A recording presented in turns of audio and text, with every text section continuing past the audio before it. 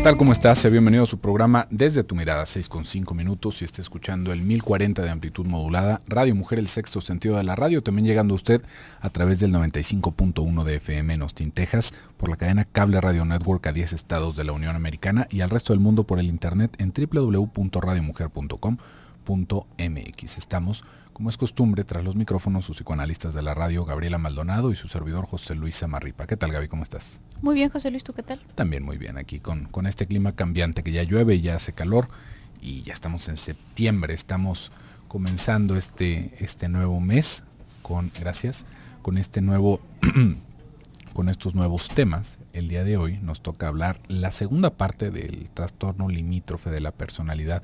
Ya ayer empezamos con algunas cositas. Si usted se perdió el programa, acuérdese que lo puede ver en nuestro canal de YouTube, en Radio Mujer GDL, lo busca así mismo en YouTube, y ahí fácilmente va a poder estar viendo los programas, o si no, también puede solicitar un podcast en nuestro portal en www.radiomujer.com.mx para que le suban ahí el programa que se perdió. Y el día de ayer nos quedamos con una pregunta más o menos al aire. Alguien nos estaba haciendo la pregunta de si una persona con trastorno limítrofe pueda llevar una vida normal. Acá, en esa misma pregunta, que era anónima, nos iba diciendo que a una de sus hijas le habían detectado este trastorno borderline, ¿no?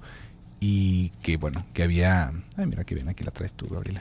Nos dice, se los voy a repetir para que la escuchen completo, para que sepan de qué estamos hablando. Nos dice: felicidades a ustedes por su programa. Tengo una hija de 21 años y le detectaron borderline. Se desencadenó a raíz de que su novio la dejó y se puso mal. La llevamos a Salme y ahí le detectaron el borderline. Ahora tiene novio, es buen estudiante y de repente tiene manifestaciones. ¿Puede una persona con este problema hacer una vida normal? ¿Qué estudios se le tienen que detectar para ¿Qué estudios se le tienen que hacer para detectar este padecimiento? Bueno, vamos desglosándolo un poquito, porque ayer también quedaron algunas cosas en el aire. ¿Qué estudios se puede hacer uno o se le puede mandar a hacer a los hijos para detectar este tipo de trastorno? No es, imagínense, como si fuera un antidoping, ¿no? No es algo que le podamos hacer tal cual el test para ver si está utilizando drogas o para ver en qué está mal nuestro muchacho o nuestra muchacha, ¿no? ¿Qué parte de su cerebro se está manifestando? Ya lo habían preguntado en otro momento, ¿no? ¿Qué tipo de mapeo cerebral se puede hacer? Por lo general, este tipo de trastorno se va diagnosticando con una entrevista. Se va haciendo un tipo de diagnóstico diferencial, se llama. Esto tiene que ver justamente, bueno, pues con la preparación clínica de la persona que lo esté haciendo, ya sea un psiquiatra que lo puede utilizar con el DSM-4, y si usted va con un terapeuta, con un psicoanalista, por ejemplo, pues bueno, es suficiente que sea una entrevista para detectar ahí ciertos aspectos que podrían llamar la atención o que podrían, digamos, como catalogarse como border, ¿no? Como borderline. Pero esto no nos sirve de gran cosa, ¿sí ve? Para un psiquiatra esto puede llegar a tener cierto tipo de uso. ¿Por qué? Porque depende del medicamento que vaya a recetar para esta persona. Para la persona en sí no tiene mayor uso, ¿sí ve? No tiene mayor uso, y a mí me parece hasta algo un tanto dañino. ¿Por qué? Porque luego nos quedamos encerrados con esto, ¿no? Me detectaron borderline, así como lo estaba diciendo ayer, como si nos hubieran detectado un tumor canceroso o si fuera alguna malformación genética, ¿no? Es un tanto distinto esto. Realmente este tipo de diagnósticos no van a tener una aplicación práctica. Ningún diagnóstico tiene una aplicación práctica en el mundo cotidiano, ¿no? A menos de que estemos nosotros pensando que un niño tiene retraso mental y lo único que tiene es un nivel de autismo, ¿no? Ya lo debemos de dejar de tratar como si tuviera retraso mental y podemos enfocarnos de otra manera. Para cuando son este tipo de diagnósticos, no es muy recomendable. ¿Por qué? Porque va pasando algo muy similar a lo que ya habíamos hablado de repente sobre los internamientos, ¿no? Digamos que nuestro psiquismo empieza a detectar que hay una parte enferma, que hay algo de lo cual nos podemos agarrar como para justificar ciertas acciones. ¿Sí ve? Pues es que hice esto porque estoy enfermo de tal. o es que no puedo hacer porque estoy enfermo, yo no me puedo cuidar solo porque estoy enfermo. Y esto es algo más contraproducente que cualquier otra cosa, ¿sí ve? No tiene mucho uso hacer este tipo de diagnósticos. Y acá la pregunta que viene de esto sería la siguiente: ¿puede llevar uno una vida normal? Y ahí tendremos que preguntarnos primero, ¿qué es una vida normal? ¿No? Una vida normal quiere decir que podamos tener un trabajo, que podamos tener una pareja tal vez, que podamos tener una casa, un carro, o en qué estamos centrando la normalidad, porque si nos estamos centrando en eso, bueno, pues por supuesto que se puede tener una vida normal, todos tenemos una vida normal, ¿no? Pero acá, ¿cuál sería una manera, digamos, como más sana para una persona que sufra de este tipo de padecimiento, para llevar una vida, digamos, que le permita sentirse seguro, que se permita estabilizar en su medio ambiente? Sí, creo que usualmente la preocupación va dirigida a si sería posible que se hiciese cargo de sí misma o de sí mismo una persona que tiene algún padecimiento de este tipo. Y creo que hablando en cuanto a como estos criterios diagnósticos, de una u otra forma, me parece muy importante señalar, por una parte, que existe este dinamismo psíquico, donde aquellas cosas que se van marcando a veces como un diagnóstico, al menos con lo que tiene que ver con psicoanálisis, está en función de las características predominantes.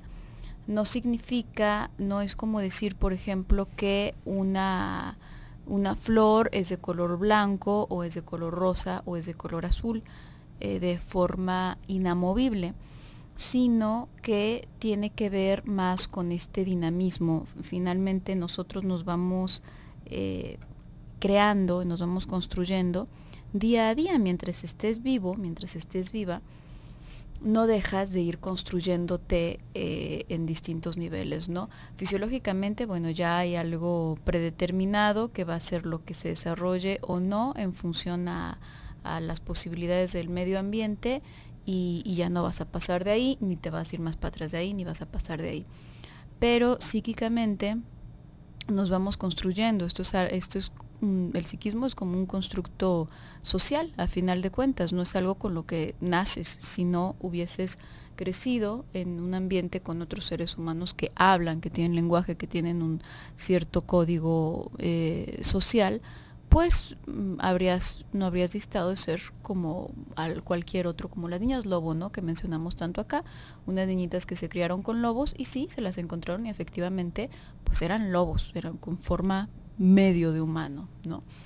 Entonces, finalmente esto es algo que sí puede alcanzar un montón de modificaciones y es algo que se va generando día a día. Entonces, una persona, digamos, que puede recurrir predominantemente a ciertas defensas de tipo neurótico, por ejemplo. Entonces podríamos decir, esta persona utiliza predominantemente este tipo de defensas, de ahí que se puede decir a alguien como un trastorno obsesivo compulsivo, por ejemplo.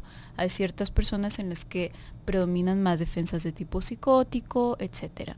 Sin embargo, justamente gracias a este dinamismo, y también muy importante en defensa de este dinamismo, es que de pronto el hecho de lanzar diagnósticos así, de una forma, pues de esta manera, que es una cosa que se da más en el campo psiquiátrico, a mí me parece muy arriesgado, porque es como darle una etiqueta a una persona y decirle, tú eres esto. Hay personas que se describen a sí mismos, y usualmente es con las enfermedades mentales: es que yo soy esquizofrénico, es que yo soy paranoide, es que yo soy obsesivo. Yo no he escuchado a ninguna persona que se describa como, es que yo soy influenza, o es que no, padeces algo, pero no eres eso. Vamos a ir a un pequeño corte y regresamos.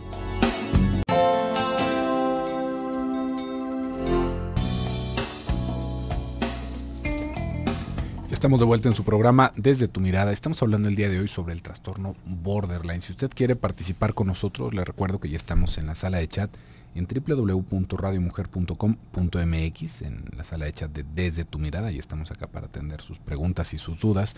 También estamos por Twitter en @Desde tu Mirada, y en los teléfonos en cabina 31 22 11 90, 36 47 18 83. Y ya cada vez somos más en la comunidad de Twitter que nos están siguiendo. Si usted todavía no nos sigue, acuérdese, estamos en @Desde tu Mirada en Twitter. Un saludo para Norma Lucía, que es nuestra última seguidora que tenemos en estos últimos días. Y nos habíamos quedado con una pregunta que habíamos estado abordando desde el día de ayer. ¿Cómo se puede llevar una vida normal al respecto de esto, ¿no? Al respecto del trastorno limítrofe? Y es interesante, ¿por qué? Porque de alguna manera sí, cualquier tipo de psicopatología nos va a generar problemas para llevar una vida de lo cual nosotros pudiéramos catalogar como normal, ¿sí ve? Normal, digamos, libre de esta angustia enfermiza, ¿no? Que nos puede llegar a paralizar, que nos puede llegar a obstaculizar en nuestros proyectos, en nuestras relaciones personales, en nuestro trabajo. Esto no nada más aplica para el trastorno borderline en todos los sentidos de la psicopatología. Tiene que ver con eso, tiene que ver con que nos hemos quedado atrapados en nuestra enfermedad y que, bueno, no podemos llevar una vida normal como tal vez no la pudiéramos imaginar, ¿no? Sin este tipo de problemas. En el caso del trastorno borderline, digamos que la dificultad, ya lo habíamos dicho el día de ayer, tendría que ver con las relaciones personales, y esto lo hace muy complejo. ¿Por qué? Porque las relaciones amorosas se van a vivir con una pasión desenfrenada, ¿sí ve? Con un, digamos, como con un pegamiento masivo, y también con un odio masivo, ¿no? Todo tiene que ver con estos dos polos, con cómo se van manifestando estas dos emociones al máximo. Y esto se va a ir trasladando a todos los aspectos de nuestra vida. Esto también se va viviendo en casa. En casa se puede llegar a vivir, bueno, pues una situación realmente ambivalente con los padres, ¿no? De un máximo odio, ¿no? ¿Por qué? Porque nos hacen, porque nos prohíben, porque nos dicen, porque nos hicieron, pero a la vez una necesidad terrible, ¿sí ve? Porque no podemos vivir sin ellos, ¿no? Y el día en que ellos mueran o el día en que ellos ya no estén con nosotros, se siente que se desbarata el mundo. ¿Por qué? Porque así es como se van estableciendo estos vínculos.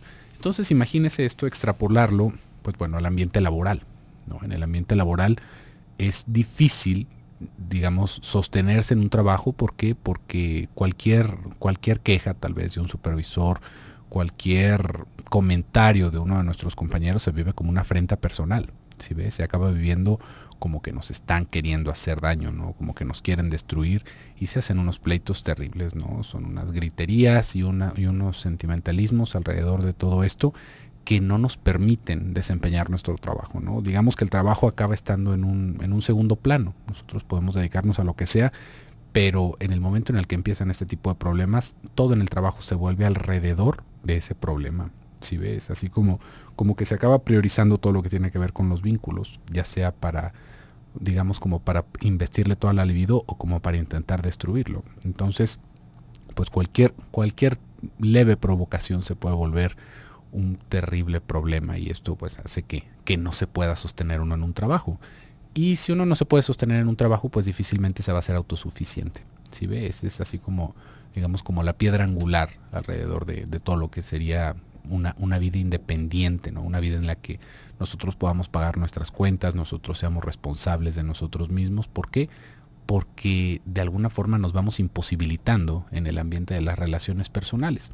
Esto no es tan así como de repente lo podríamos escuchar de esta llamada que nos hicieron, que a raíz de que pasa tal cosa con un novio, entonces todo se viene abajo. Podríamos ver realmente las manifestaciones de este comportamiento desde mucho antes. Esto por lo general va llegando en la adolescencia, y en la adolescencia se nos acaba, digamos, como encubriendo con ciertos comportamientos que son, pues bueno, pertinentes del momento en el que se está viviendo la adolescencia, ¿no? Toda esta rebeldía de repente que vamos escuchando, todos estos, digamos, como sentimientos hartamente pasionales, ¿no? Todo es el estar enamoradísimo o enamoradísima, o el tener ya un enemigo en la escuela que nos hace la vida imposible.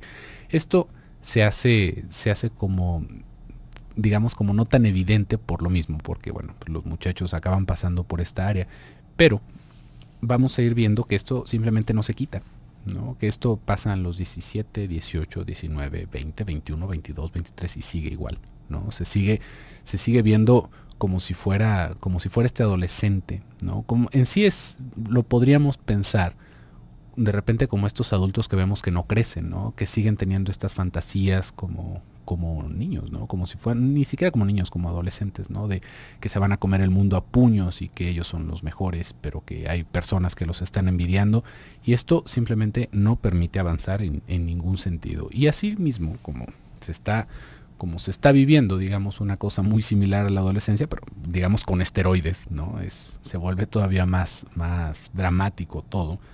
Pues entonces, ahora sí que se vuelve, digamos, imposible, si esto está demasiado agravado, empezar a sostenerse solo. Sin embargo, claro que se puede, pero se necesita, digamos, como de cierto empuje básico para poderse zafar un poquito de esto. No quiere decir que va a llegar un punto en el que se nos quite, pero sí que podemos tratar este tipo de problemas con los cuales vamos viviendo el día a día. Así es, esta situación muy distinto de lo que a veces se piensa, no nada más en estos casos, en cualquier otro caso, a veces hasta incluso de ciertos malestares físicos se habla de que se desató por determinada circunstancia.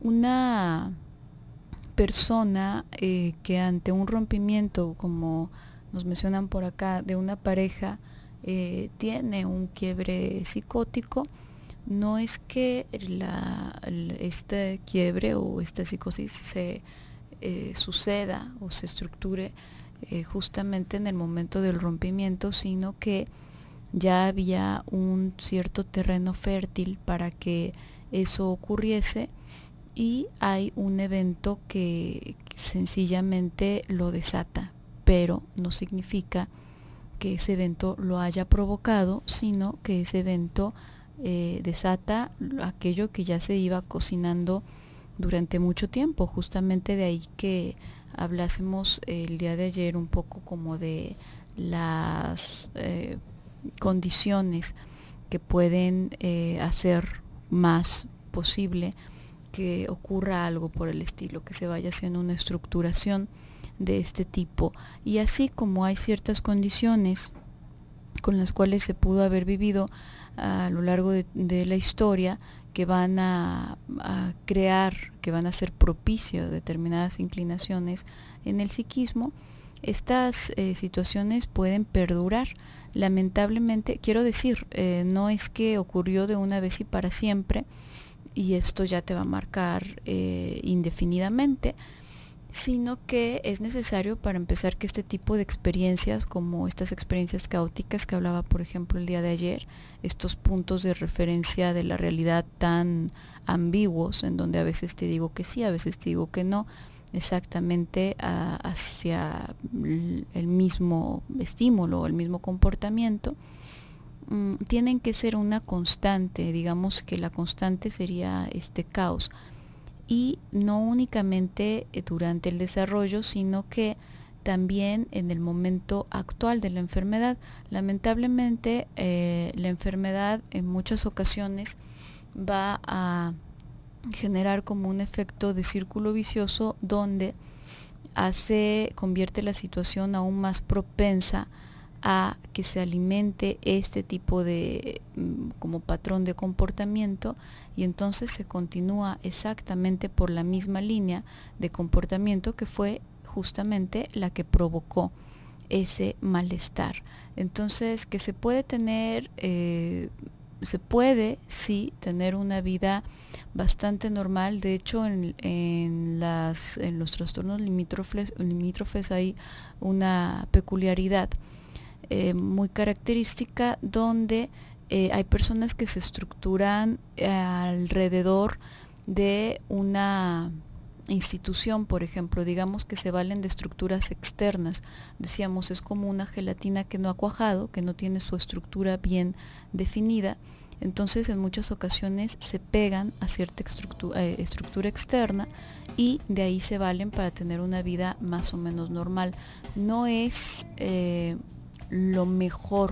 mejor escenario se podría tener aún un mejor escenario, pero ahí podemos ver a muchísimas personas increíblemente funcionales que de pronto despiden del trabajo y parece que enloquecen con eso. Pues no es por eso, es que ya estaba antes. Vamos a ir a un pequeño corte y volvemos.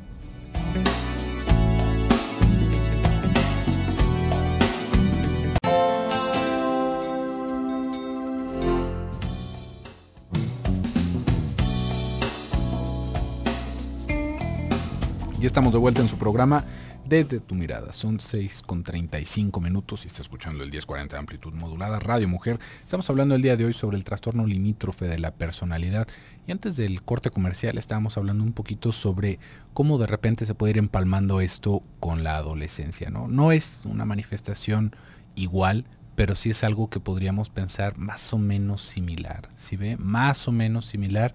Y que por lo mismo se puede ir confundiendo, ¿no? Se puede ir confundiendo de repente con ciertos arranques que tienen los adolescentes. Es más, de repente escuchamos que los adolescentes ellos mismos se dicen que son bipolares, ¿no? Porque de repente están de muy buen humor y luego están de muy mal humor y de repente están muy amorosos. Pues bueno, digamos que ahí con todo el movimiento libidinal que está sucediendo, pues se están, digamos, reviviendo cierto tipo de síntomas, ¿no? Se están más bien viviendo cierto tipo de manifestaciones que suelen parecerse a todo lo que estamos hablando el día de hoy. Sin embargo, tienen un trasfondo distinto, ¿sí ve? Tienen una finalidad diferente todo este tipo de manifestaciones, a diferencia, ahora sí, de lo que podríamos ver de un trastorno limítrofe de la personalidad. Y otra cosa es que en ese mismo trastorno se pueden ir empalmando otras psicopatologías, se pueden ir, digamos, como encimando otro tipo de manifestaciones, como ya lo habíamos dicho el día de ayer, por ejemplo, las adicciones, la drogadicción. De repente va pareciendo como que eso es el problema, pero en el fondo tenemos un trastorno límite de la personalidad. Otro podría ser esta parte de la bulimia, ¿no? De la bulimia, algún trastorno alimenticio, y pensamos que el trastorno alimenticio es lo principal, pero en el fondo subyace una personalidad borderline, ¿no? Esto va haciendo, digamos, todavía más difícil poder abordar este tipo de trastornos. ¿Por qué? Porque de repente como que parece que algo está privilegiado, ¿no? Como que algo es lo que deberíamos de tratar inmediatamente.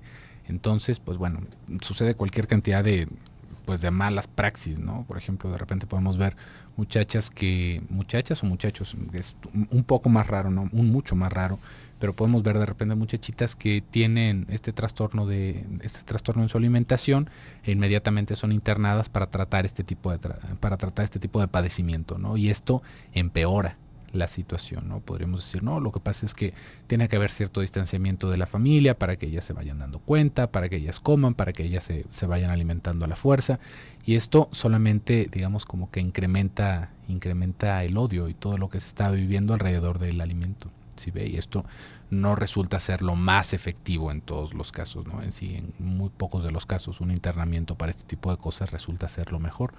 ¿Por qué? Porque estamos todavía despojando más a esta persona de la poca estabilidad que podría tener. Hay casos en los cuales sí es recomendado, pero realmente son muy pocos. Entonces, yo creo que por esto es que de repente vienen todas estas preguntas de cómo se detecta, ¿no? Como si tuviéramos que detectarlo rápido para saber qué es en lo que estamos fallando o qué es lo que pudiéramos componer rápidamente en nuestro ambiente familiar. Y esto me parece una preocupación bastante válida. Sin embargo, una vez más, si nosotros estamos viendo este tipo de manifestaciones, se va a ver acompañado de un comportamiento nuestro. Si estamos hablando el día de ayer sobre lo caóticos que pueden llegar a ser los vínculos familiares, como un día es una cosa, otro día es otra cosa, sobre ciertos abandonos. Entonces, cuando nos vamos preocupando sobre qué hacer con esto, yo creo que primero tendríamos que preocuparnos en nosotros. ¿Por qué?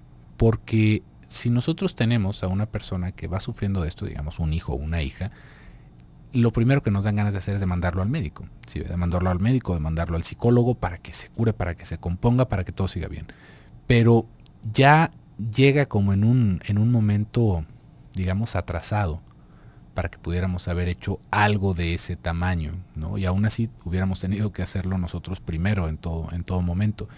ahí es en donde nosotros tendríamos que entrar en un tratamiento, ¿sí? Para saber cómo lidiar nosotros con esto. ¿Por qué?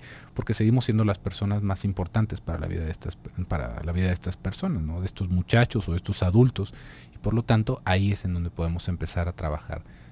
Para ellos, para los que lo van sufriendo, digamos que el acercamiento a un terapeuta tendría que resultar, así como para todo lo demás que tenga que ver con la psicoterapia, algo propio. Si ve algo que den ganas de hacerse, no ir mandados, porque entonces estamos aventando balas al aire. Si ve, no le vamos a atinar a nada, no vamos a poder sostener a esa persona porque simplemente no quiere. En cambio, si todo este movimiento viene de sus padres, es posible que se pueda ir acercando, que también esta persona vea que hay una necesidad de buscar una atención psicológica, y por lo tanto también él, poco a poco, irse convenciendo o irse acercando. Y si no, realmente el apoyo que podemos tener nosotros como padres va a ayudar mucho más que si nosotros estamos mandando a fuerzas o si estamos dándole medicinas escondidas a los muchachos. Esto es sumamente importante que lo tengamos en consideración, y que también puede ser que algún adulto se dé cuenta de que esto está pasando en su vida, ¿no? Ahorita tal vez escuchándonos o en algún otro momento de crisis en la vida, se puede dar cuenta, y ahí es en donde se llega a buscar un tratamiento. Y antes que nada hay que pensar que hay que ser constantes con esto, muy constantes, porque si no, otra vez es estar disparando al aire. Sí, y como lo hablábamos el día de ayer, está la gran limitante de que establecer un vínculo constante, justamente la parte de la constancia es algo muy ausente en este tipo de estructuración, y establecer un vínculo constante pues va a costar mucho trabajo. Estas personas tienden a destruir el vínculo, no obstante sufren mucho la pérdida también de estos vínculos. Entonces, dependiendo de la capacidad que vaya teniendo la persona para aferrarse y para sostenerse, para mantenerse bien sostenido, es que se puede agarrar o no de un tratamiento, y de eso va a depender mucho como el pronóstico, ¿no? El pronóstico significa como no es el significado literal, pero vamos a decirlo como la posibilidad de mejora o no posibilidad de mejora, ¿no? Depende mucho este pronóstico de esta capacidad del paciente, y también de qué tantas como las manifestaciones que su malestar haya desarrollado en particular, porque decíamos, como se trata de una indiferenciación con el otro, acuérdate que decíamos, es como una pastillita que se disuelve en agua y se pierde de pronto.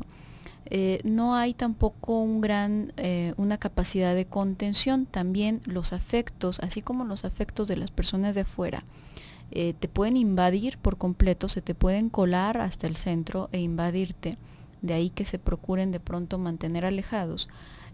También las emociones que van naciendo dentro suyo se empiezan como a desbordar, empiezan a llegar a un grado que ya no se contienen y empiezan a salirse, ¿no?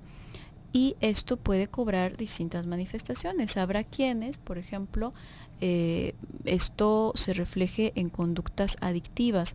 Cuando esto se mezcla con una conducta adictiva, en especial con alguna droga ya como de un calibre mucho más serio, bueno, pues entonces el pronóstico se hace mucho más negativo, ¿no? Ya que está sumado con esto. Cuando se trata de algún malestar, en lo que tú hablabas, José Luis, a propósito de desorden alimenticio, digamos que aumenta la gravedad del asunto y como la urgencia de darle un tratamiento, pero aún así se puede tener un buen pronóstico. Cuando hay conductas suicidas también es una cosa pues sumamente grave, y además también va siendo como algo que podría hablar de que la persona tiene mucho menos capacidad para agarrarse ya no únicamente de los vínculos afectivos, sino incluso de la vida, ¿no? Como que ya está verdaderamente con un piecito más para allá que para acá. Entonces, las distintas formas que vaya cobrando, esta forma que hablaba antes del corte, en donde una persona que se vaya intuyendo así, voy a decir intuyendo porque todo esto es un proceso inconsciente y no es que la persona se sepa de esa manera o decida activamente actuar de tal o cual manera, pero hay personas que les da su fuerza libidinal para tratar de sostenerse de lo que puedan y en ese intento de pronto se agarran de una institución, se agarran del trabajo, a veces se agarran de una persona y ahí aparece esta palabrita que no me cae muy bien que digamos, pero se ha hecho muy popular, de la codependencia, ¿no? Y bueno, ahí hay al menos un intento de sostenerse de algo.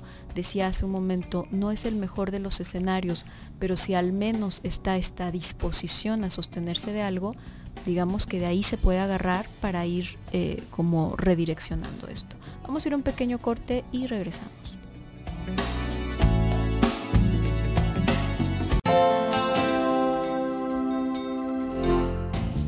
Ya estamos de regreso en su programa Desde tu Mirada y es el último bloque que tenemos en el programa del día de hoy, que hemos estado hablando sobre el trastorno limítrofe de la personalidad. Hemos podido hablar sobre algunas cosas, sin embargo nos vamos a quedar cortos, ¿sí ve? ¿Por qué? Porque es un tema bastante complejo y bueno, pues no es la intención abarcar todo, sino simplemente algunos puntos y que tal vez podríamos concluir. Realmente la pregunta del día de ayer sobre llevar una vida normal o no es bastante ilustrativa para hablar de esto, ¿no? ¿Por qué? Porque nos viene a la cabeza siempre esto, ¿no? ¿Y en qué momento me voy a poder desentender de mi responsabilidad tal vez con tal persona? O lo podríamos pensar también con nuestra pareja, ¿no? Esto como que siempre se va viendo del lado de los padres, pero esto también puede llegar a suceder ya en el ambiente familiar, ¿no? En el que empezamos una familia con alguien, un hombre o una mujer, y nos damos cuenta que el ritmo de vida se vuelve realmente caótico, ¿no? Que de repente puede haber una temporada bastante grande sin que esta persona tenga trabajo, tal vez que esté deprimida durante muchísimo tiempo, o que de repente se ponga muy eufórico o eufórica con una gran necesidad otra vez de tener niños, de hacer cosas, de moverse y que simplemente no le podemos llevar el ritmo, ¿no? Que es como si fuera, como lo podríamos decir, una fuente interminable de frustraciones en el hogar. ¿Por qué? Porque digamos que no vamos a poder llevar este mismo tempo que llevan estas personas y aunque lo quisiéramos hacer, no es esa la solución, porque también nos vamos a encontrar de repente queriendo satisfacer esta necesidad de la pareja, ¿no? Bueno, tal vez es que ahorita es el momento de hacer todo esto, entonces pues bueno, vamos a mandar a la goma todo, ¿no? Vamos a dejar los trabajos, vamos a salir de viaje, vamos a hacer esto y luego regresamos y otra vez en el vacío, ¿no? Y con una depresión porque ya dejamos todos nuestros proyectos atrás por seguir el impulso del momento y de una o de otra manera nos va a llevar a la frustración, ¿sí ve? De una o de otra manera vamos a quedar insatisfechos y vamos a quedar atrapados aparte en este remolino. Y va siendo una cosa compleja porque también podríamos ver cómo este tipo de organización psíquica va buscando personas muy similares a la hora de relacionarse. De repente podemos ver que hay cierto tipo de psicopatologías que buscan algo que de alguna forma los frena o de alguna manera los va haciendo sentir como equilibrados o les trae una frustración, pero que aún así los detiene y les propone límites, ¿no? Podríamos pensar en la histeria y en la obsesión, ¿no? Como por ejemplo una mujer histérica se acaba sintiendo, digamos, como muy cómoda, entre comillas, con un hombre bastante obsesivo. ¿Por qué? Por toda, digamos, como por toda la fijación que puede tener alrededor de su figura, por esta necesidad de tenerla controlada y esto traducirlo como si fuera algún tipo de afecto, ¿no? Como si fuera un afecto que justamente es el que se está buscando, pero que también atrapa y aún así se va llevando, digamos, como un viene y va en todo esto. En el tipo de trastorno border, digamos que es más común que se vayan emparejando, no por hacer una generalidad, pero es muy, digamos, como llamativo este tipo de parejas que van pegando alrededor de la misma psicopatología, ¿no? Entonces son este tipo de parejas que se pelean y se entera todo el edificio de departamentos o toda la cuadra. ¿Por qué? Porque ya salió alguien y chocó su carro en venganza porque le hizo feo a la hora de hacerle la comida y el otro ya se puso a gritar y destruyó la sala y nosotros decimos, ¿cómo es posible que se puedan llevar, ¿no? ¿Cómo es posible que sigan casados? ¿Cómo es posible que sigan viviendo juntos? Y esto se vuelve digamos, como una multiplicación de los problemas, ¿no? Porque no hay ningún punto de referencia en donde se pueda sostener el uno del otro. Es como, imagínese, como dos personas que no saben nadar y las avientan en el océano, ¿no? El uno y el otro se van a querer sostener del otro, pero se van a seguir ahogando. Es algo realmente conflictivo, pero que resulta ser muy habitual. Muy habitual, ¿por qué? Porque pocas son las personas que les parece, digamos, como un ritmo de vida aceptable esto, ¿no? Una persona que se sienta exigida desde este punto o que de repente vea que el otro explota de esta manera, lo primero que va a hacer, si no está en esa misma sintonía, pues es alejarse, ¿no? O ni siquiera se va buscando, digamos, como una relación permanente, sino que son relaciones más casuales, pero ahí es en donde se puede llegar a hacer ese clic, ahí es en donde se puede llegar a pensar, ¿no? Esta otra persona me entiende, esta otra persona realmente se ve que comprende lo que me está pasando y yo también comprendo lo que le está pasando, porque de alguna forma pues es como estarse viendo en un espejo. Si ves otra vez esta relación de fusión, pero en una fusión realmente como peculiar, una vez más, ¿no? Porque no es este mismo tipo de relación de víctima y victimario, sino que ambos están en los dos papeles al mismo tiempo y constantemente. Entonces, ahí hay que tener mucho, digamos, como sentido común alrededor de buscar un tratamiento, ¿sí ve? Porque no va para un tip, no va para un libro, no va para un curso. Esto es algo que se tiene que tratar constantemente, porque si no, no se puede tener un punto de referencia como para ahora sí empezar a construir algo sin que se nos destruya a los 6 meses. Y finalmente, en este sentido, creo que normalmente quizás te habrás dado cuenta que cuando ves algo, una situación, un problema, el dilema de alguna persona cercana, desde fuera, de pronto se te ocurren un montón de soluciones y de pronto ves la situación mucho más fácil de lo que la persona que lo está viviendo lo ve. Esto, bueno, tiene su razón de ser.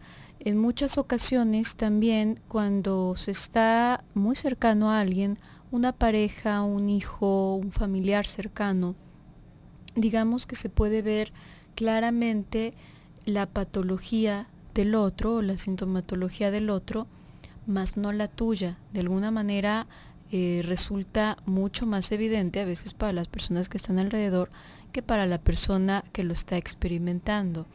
Y creo que sería pertinente llegar a considerar, quizás hay cosas tuyas, quizás hay cosas propias, que así como esa otra persona que tú puedes ver claramente toda su sintomatología, más esa persona no, a lo mejor hay cosas tuyas que se escapan a tu vista, que se escapan a tu conciencia y que no alcanzas a ver, porque justamente por eso no es coincidencia que de pronto te encuentres en una relación con una persona, una relación de cualquier tipo, con una persona con este perfil. Normalmente se asume que pronto es como una especie de chivo expiatorio, ¿no? Habrá que llevarlo a terapia, habrá que medicarlo, habrá que encerrarlo, habrá que esconderlo, habrá que hacer un montón de cosas, pero pues no salió de así como que la cigüeña llegó y lo puso ahí, ¿no? De algún lado salió. Incluso si es tu relación de pareja, por algo hubo una atracción, hubo un clic, por algo embonaron estas dos pececitas que son tú y esa persona. Entonces, ahí en muchas ocasiones, en este furor por intentar ayudar a la otra persona o por intentar hacer la relación más llevadera, sea entre padres e hijos, sea entre pareja, como sea, creo que sí cabría en gran medida la posibilidad de ver qué tú puedes hacer por ti mismo, hasta qué grado tú estás dispuesto o dispuesta a tomar tu propio tratamiento para ver qué fue lo que te llevó ahí, que probablemente es lo mismo que va perpetuando esta relación. Y además porque hay algo muy importante, cuando hay conciencia de enfermedad, cuando hay conciencia de malestar, hay ya como ya estamos como unos pasos adelante para tener oportunidad de hacer algo al respecto. Cuando no lo hay, En verdad que en ese momento no hay nada que hacer, no hay absolutamente nada que hacer.